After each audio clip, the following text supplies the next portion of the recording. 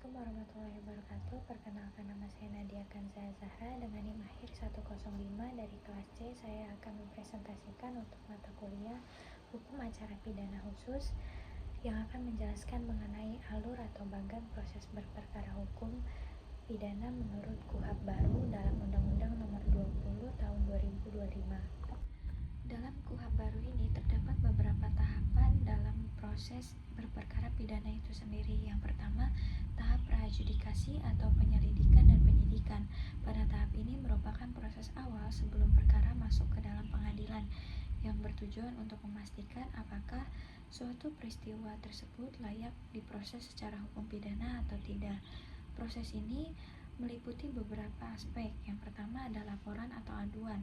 Proses ini dimulai dari laporan masyarakat, aduan korban yaitu khusus delik aduan, yang dimana laporan tersebut menjadi dasar dimulainya proses hukum.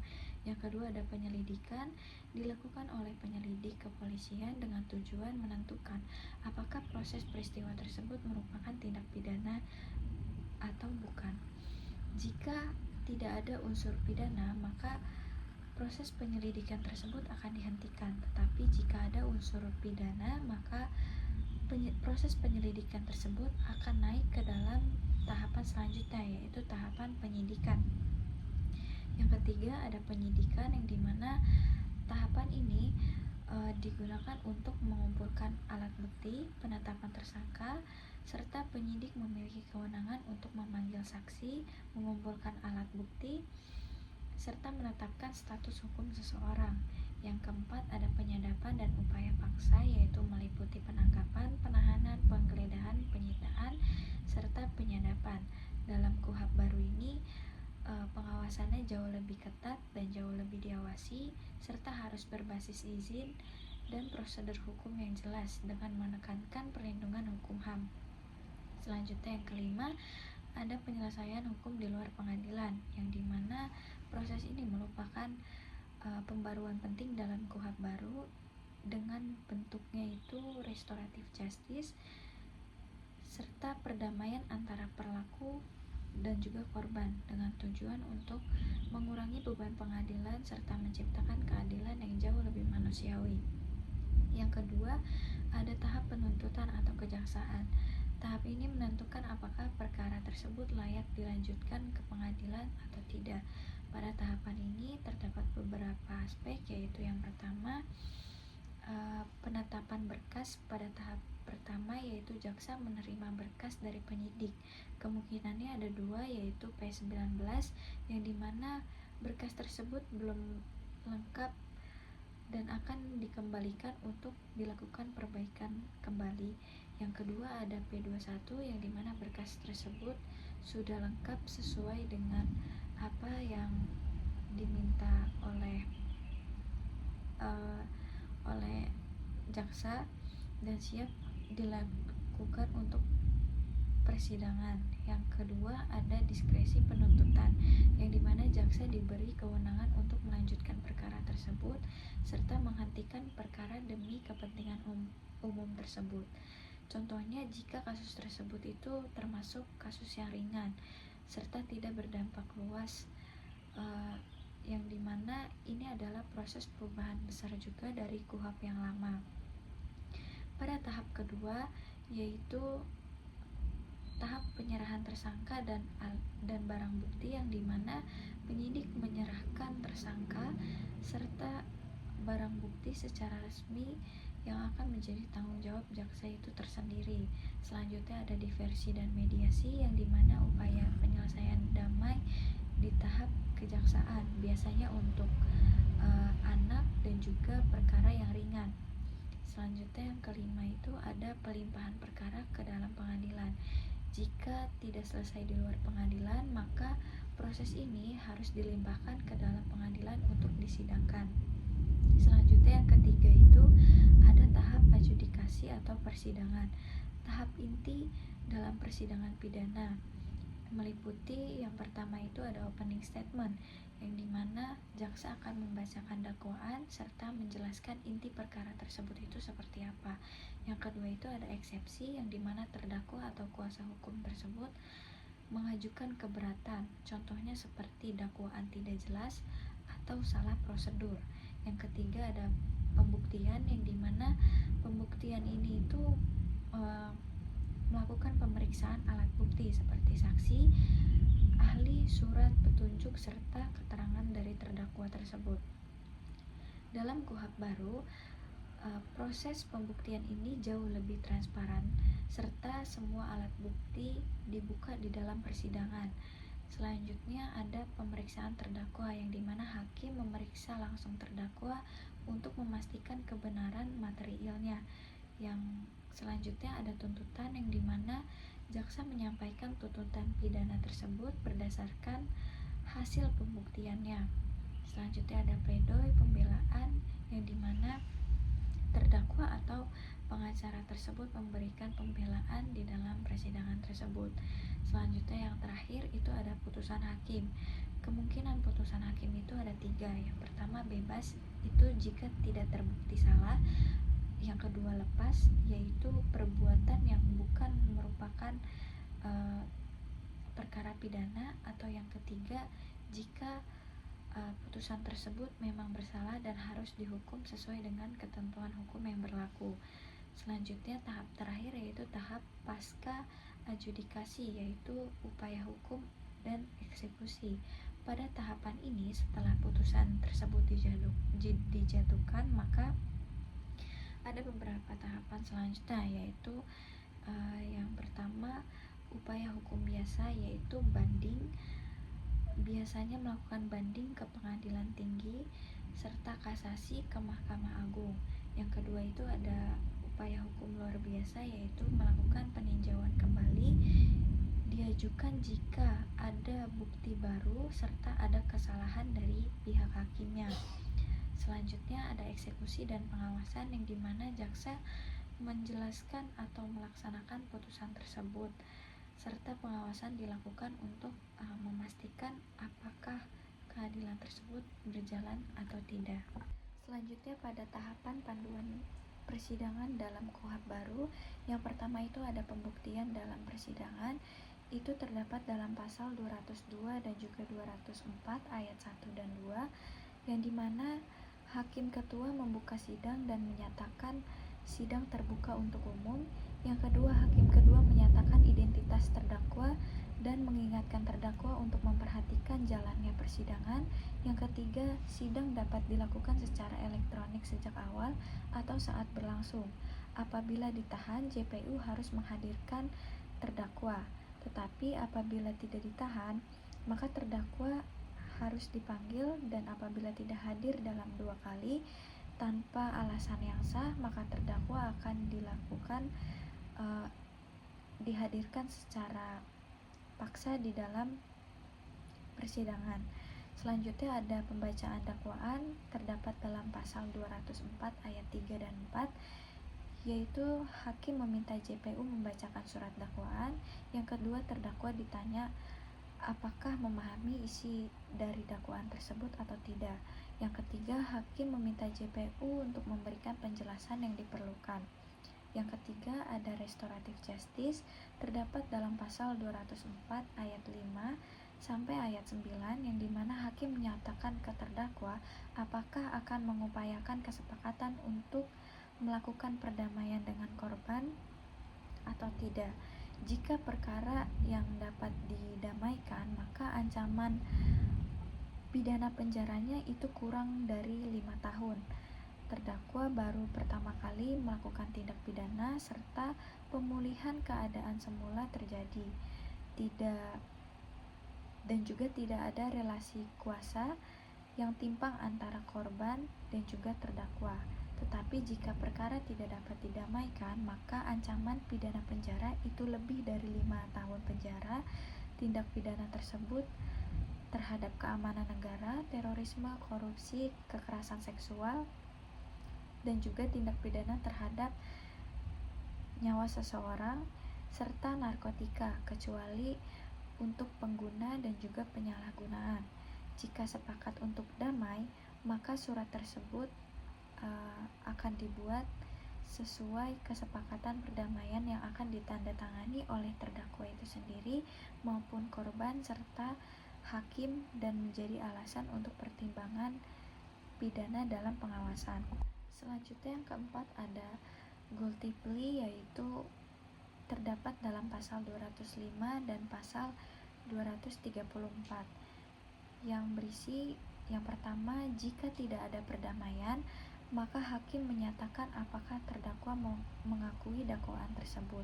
Yang kedua, jika mengakui, maka hakim wajib memeriksa pengakuan dengan mempertimbangkan terdakwa, yaitu yang pertama telah diperiksa pada tahap penyidikan, yang kedua didampingi oleh advokat selama penyidikan, yang ketiga telah diberitahu dan dapat menggunakan haknya, yang keempat pemeriksaan tersebut dilakukan dengan cara dan waktu yang patut, yang kelima itu pengakuan diberikan tanpa tekanan, paksaan, atau penyiksaan. Syarat untuk guilty plea tersebut, yang pertama itu ancaman pidana kurang dari 7 tahun, yang kedua terdakwa mengakui seluruh isi dakwaan tersebut, serta yang ketiga pengakuan tersebut diberikan secara sukarela tanpa ada paksaan apapun. Kewajiban hakimnya yang pertama itu memberitahu terdakwa mengenai hak yang dilepaskan, yang kedua memberitahu kemungkinan lama pidana, yang ketiga menanyakan apakah pengakuan diberikan secara sukarela atau tidak. Selanjutnya itu hakim boleh menolak guilty plea apabila diragukan kebenarannya, dan juga pidana yang dijatuhkan tidak boleh lebih dari setengah maksimum ancaman pidana. Selanjutnya tidak untuk perkara pidana korupsi dengan ancaman lebih dari 7 tahun. Selanjutnya yang kelima yaitu perlawanan atau eksepsi, terdapat dalam pasal 206 yang dimana dasar perlawanan yang bisa diajukan yaitu yang pertama pengadilan tidak berwenang untuk mengadili perkara tersebut, yang kedua dakwaan tidak dapat diterima, yang ketiga surat dakwaan harus dibatalkan. Dengan proses yang pertama hakim memberi JPU kesempatan untuk menyatakan pendapatnya. Yang kedua, hakim mempertimbangkan eksepsi dan mengambil keputusan. Yang ketiga, jika diterima, perkara berhenti, tetapi jika ditolak atau diputus setelah pemeriksaan, maka sidang dapat dilanjutkan. Selanjutnya yang keenam ada opening statement, yaitu terdapat dalam pasal 210 ayat 1 yang dimana JPU dan terdakwa atau advokat masing-masing diberi kesempatan untuk memberikan gambaran kepada hakim tentang arah pembuktian serta menjelaskan singkat bukti tersebut dan saksi yang akan diajukan. Selanjutnya yang ketujuh ada pembuktian oleh penuntut umum, yang dimana urutan pembuktian terdapat dalam pasal 210 ayat 4, yaitu JPU mengajukan saksi, ahli, dan juga buktinya terlebih dahulu. Dengan persiapan pemeriksaan saksi, yaitu yang pertama urutan saksi dan ahli ditentukan oleh pihak yang memanggil, terdapat dalam pasal 210 ayat 3. Yang kedua ada hakim yang meneliti kehadiran semua saksi atau ahli dan memerintahkan saksi atau ahli untuk tidak saling berhubungan sebelum memberi keterangan, itu terdapat dalam pasal 209. Dalam persiapan pemeriksaan saksi tersebut, yang pertama hakim akan menanyakan nama lengkapnya terlebih dahulu, umur atau tanggal lahir, jenis kelamin, kebangsaan, tempat tinggal, agama, dan pekerjaan saksi. Yang kedua, hakim akan menanyakan apakah saksi mengenal terdakwa atau ada hubungan keluarga atau hubungan kerja atau tidak. Yang ketiga, hakim mengambil sumpah saksi atau ahli sesuai kepercayaannya. Jika saksi berhak memilih, menghubungi, dan mendapatkan pendampingan dari advokat dalam setiap pemeriksaan. Peran hakim dalam pemeriksaan saksi yaitu yang pertama, dapat menolak pernyataan yang tidak relevan, itu sesuai dalam pasal 214 ayat 7. Yang kedua, mengajukan pernyataan klarifikasi terdapat dalam pasal 214 ayat 8. Yang ketiga, meminta keterangan yang dipandang perlu dalam pasal 214 ayat 9. Serta yang keempat, dilarang menunjukkan sikap atau pernyataan mengenai keyakinan salah atau tidaknya terdakwa sebelum putusan tersebut, itu terdapat dalam pasal 208. Selanjutnya ada yang ke-8, ada pembuktian oleh terdakwa atau PH, terdapat dalam pasal 210 ayat 8 dan ayat 9. Yang pertama, setelah pembuktian oleh JPU, maka hakim memberikan advokat kesempatan untuk menghadirkan bukti, ahli, dan juga saksi. Yang kedua, urutan bertanya untuk saksi terdakwa yaitu dari advokat terlebih dahulu, lanjut ke JPU, setelah itu ke advokat lagi, serta selanjutnya baru ke hakim. Yang ketiga, terdakwa memberikan keterangan di akhir pemeriksaan setelah semua saksi memberikan pernyataannya. Selanjutnya yang ke-9, ada pembuktian atau sanggahan, terdapat dalam pasal 210 ayat 10, yang dimana setelah pemeriksaan terdakwa, hakim memberi JPU kesempatan untuk memanggil saksi atau ahli baru untuk menyanggah pembuktian advokat tersebut. Yang kedua, itu hakim juga memberikan kesempatan kepada advokat untuk memberikan sanggahan atas rebuttal jika diperlukan. Selanjutnya yang ke-10 itu ada closing statement, terdapat dalam pasal 231 ayat 1. Masing-masing JPU dan advokat memberikan kesempatan untuk menyampaikan argumen penutup atau closing argumen, yang dimana keterangan lisan tersebut untuk merangkum seluruh bukti-bukti yang tertera dalam persidangan. Dalam closing statement tersebut tidak boleh mengungkapkan atau mengemukakan informasi atau bukti baru. Selanjutnya ke-11 ada tuntutan pidana, terdapat dalam pasal 231 ayat 2 dan 4. Hakim menyatakan pemeriksaan telah selesai. Yang kedua, JPU meminta JPU untuk mengajukan tuntutan pidana setelah menguraikan hal yang memberatkan dan hal yang meringankan. Yang ketiga, tuntutan dilakukan secara tertulis dan setelah dibacakan selambatnya 1 hari diserahkan ke hakim dan salinannya kepada pihak yang berkepentingan. Selanjutnya yang ke-12 itu ada pembelaan, yang dimana terdapat dalam pasal 231 ayat 3 dan 4. Hakim memberi terdakwa atau advokat kesempatan untuk mengajukan sebuah pembelaan.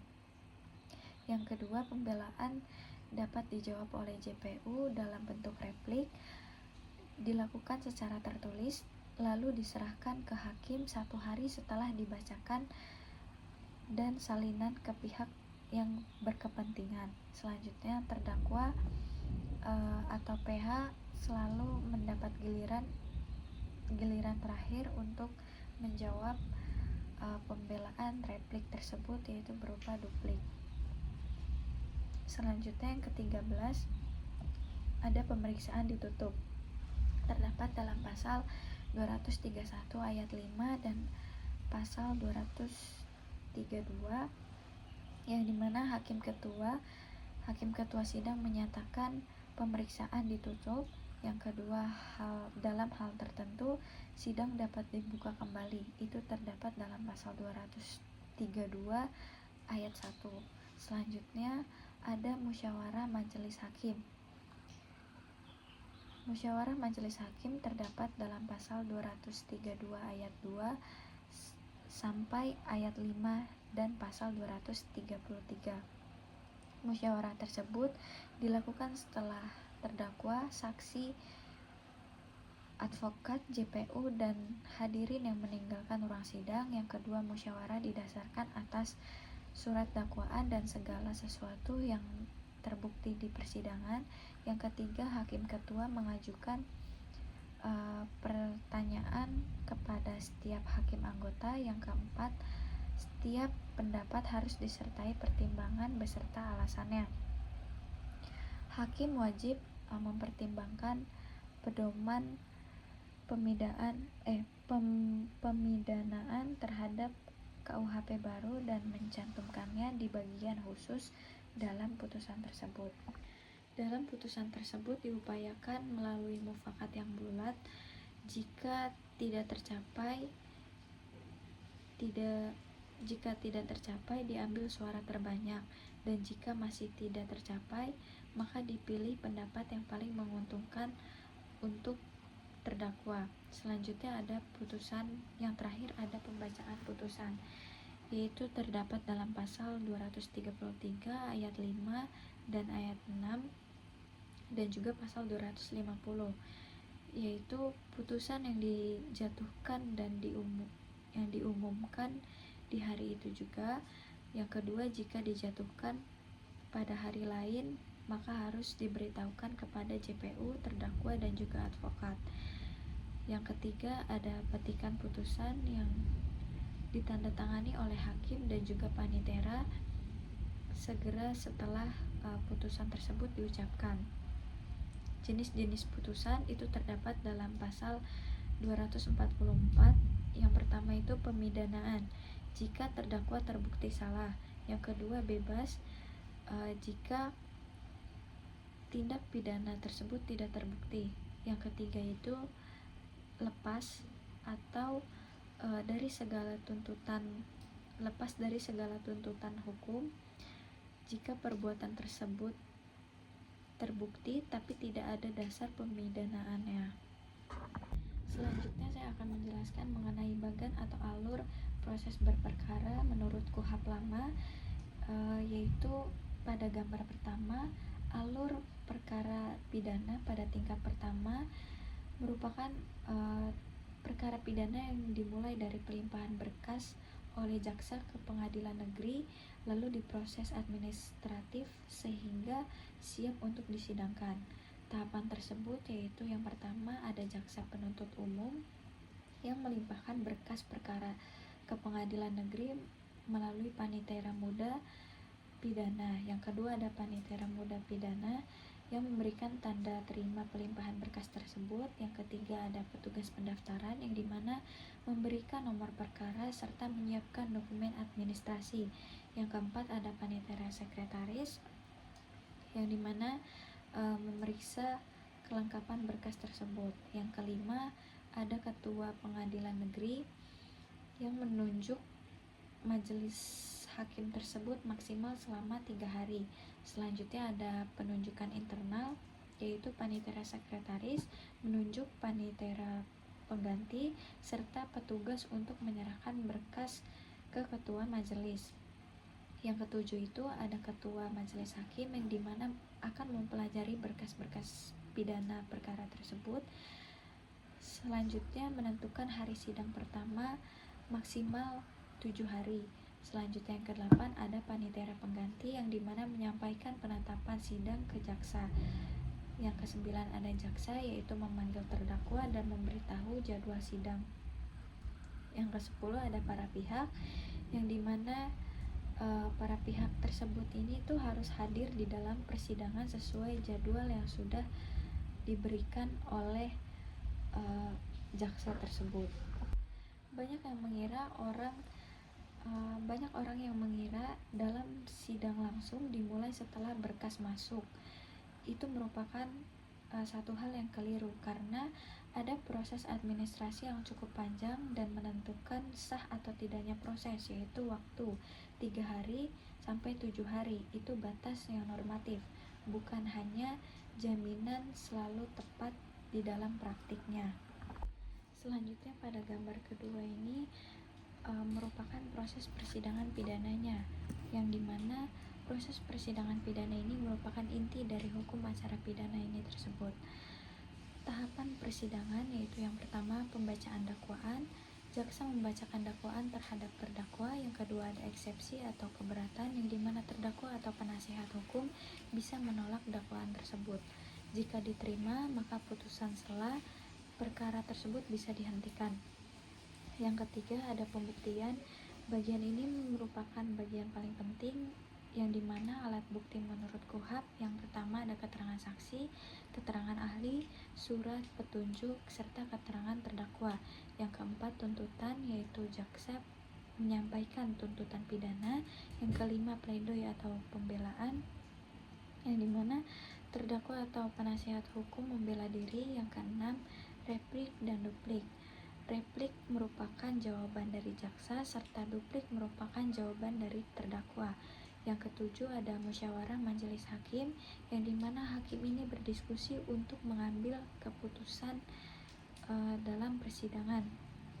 Selanjutnya ada putusan yang akan dibacakan di dalam persidangan.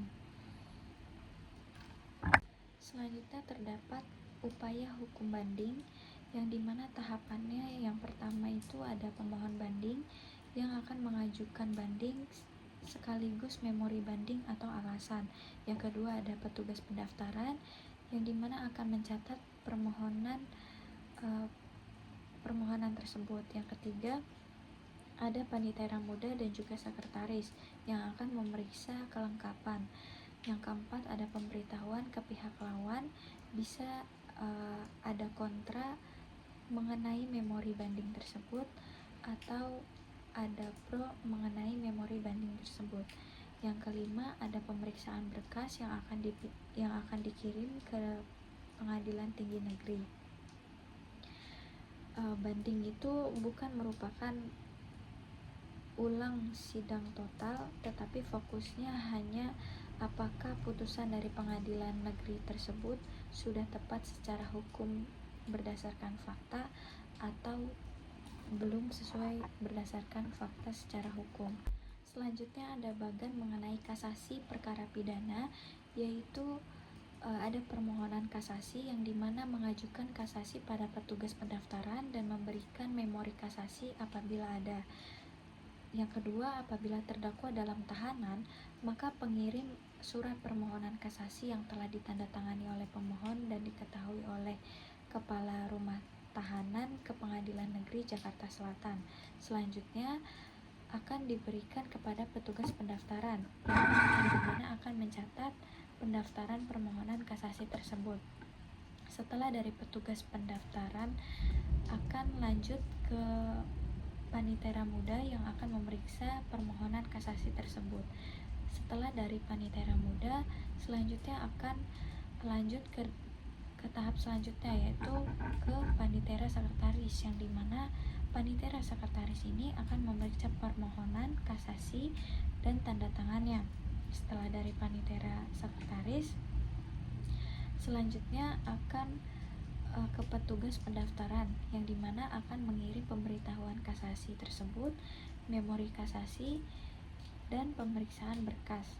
Setelah petugas pendaftaran, maka selanjutnya kepada petugas pendaftaran, yang dimana akan menerima kontra memori kasasi tersebut jika ada dari termohon dan mengirimkan salinannya kepada pemohon.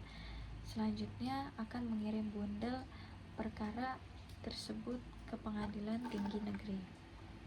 Jika disimpulkan, perbedaan antara alur atau bagan proses berperkara pidana menurut KUHP lama dan juga KUHP baru, yaitu dalam KUHP lama jauh cenderung lebih bersifat formal, kaku, dan juga berorientasi pada penegakan hukum secara prosedural, yang dimana hampir seluruh perkara pidana tersebut diarahkan untuk diselesaikan melalui proses peradilan hingga putusan hakim.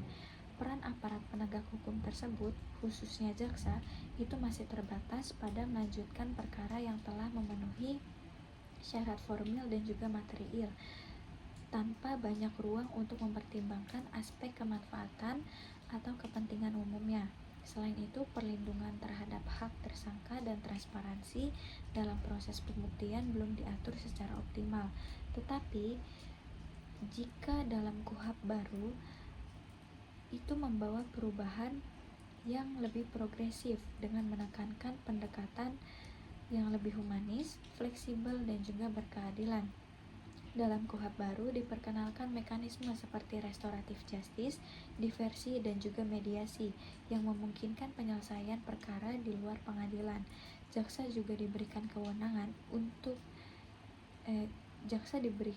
kewenangan diskresi untuk menentukan apakah suatu perkara perlu dilanjutkan atau tidak. Di samping itu, transparansi dalam pembuktian serta pengawasan terhadap upaya paksa diperkuat guna untuk perlindungan hak asasi manusia. Dengan demikian, KUHP baru tidak hanya berfokus pada kepastian hukum, tetapi juga pada keadilan yang lebih substantif dan kemanfaatan bagi masyarakat. Mungkin itu penjelasan perbedaan antara alur atau bagan proses berperkara pidana menurut KUHP baru dan juga KUHP lama. Sekian presentasi dari saya. Wassalamualaikum warahmatullahi wabarakatuh.